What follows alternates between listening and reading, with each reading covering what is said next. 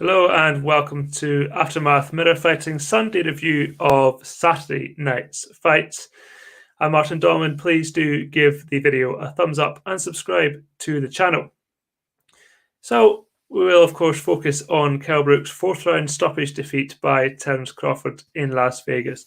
Plenty of questions going into the fight, mainly around Kell Brook, mainly around his preparation, his weight, his training, whether he still had enough left in the tank to trouble Terence Crawford. So on Friday, of course, Brook made weight, 147 pounds on the button, but you could tell he was, it'd been tough.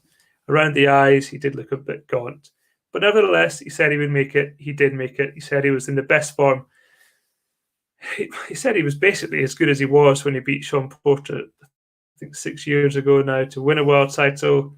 Maybe he did believe that. Maybe he did. But from the outside, that always seemed rather doubtful.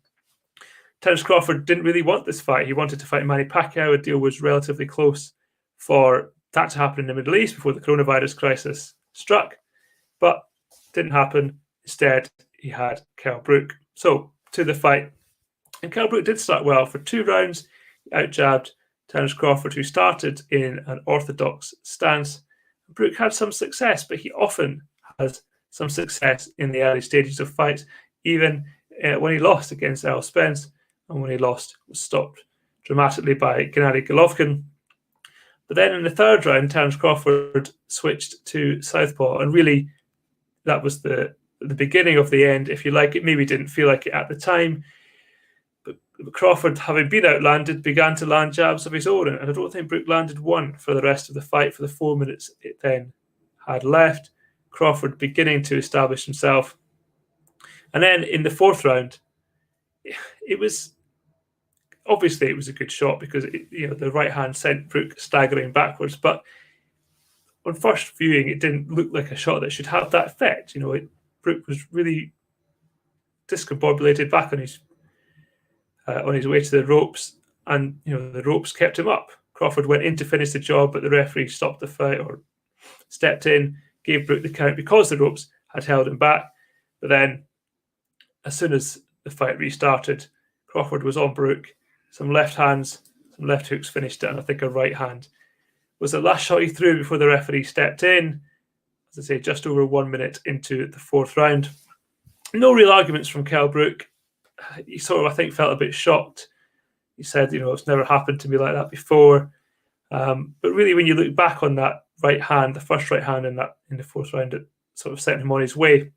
It did seem to connect with his eye, and you're always going to have that question with Kell Brook in his eyes. Did that punch have more effect because of what he's gone through in the past with the 2 broken orbital sockets?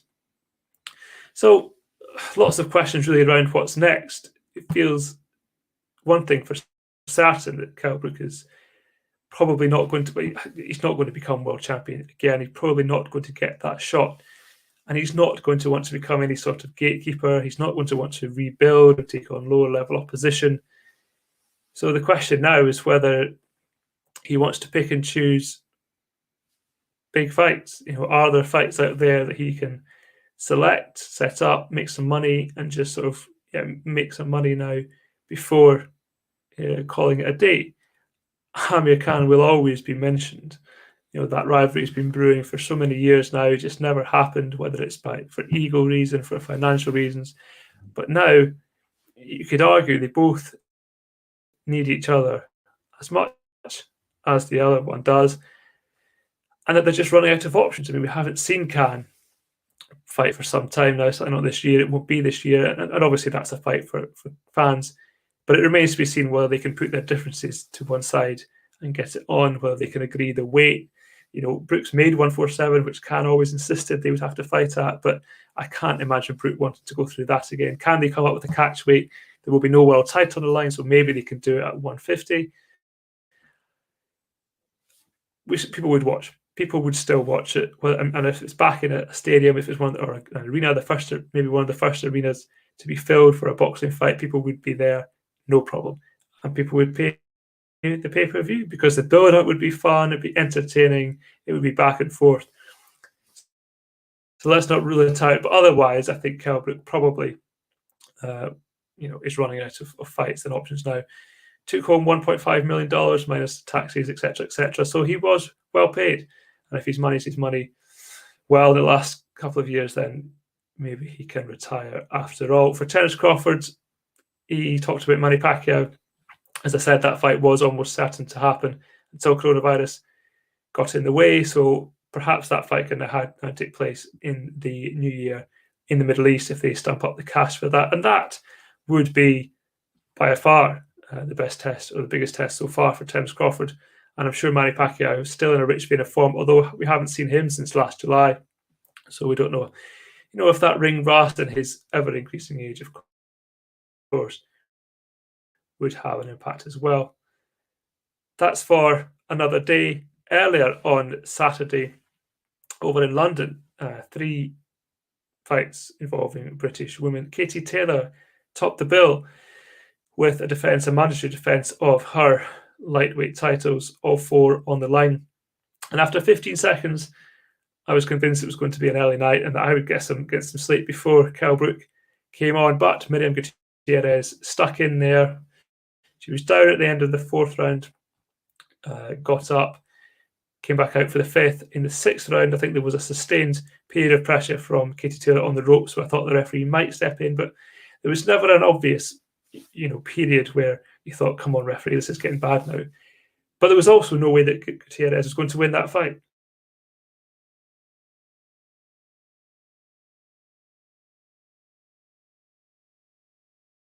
Couldn't say for sure what they were saying, but it didn't, the body language and what the tone of their voice never really seemed like they were suggesting that. They were always just telling her to go again.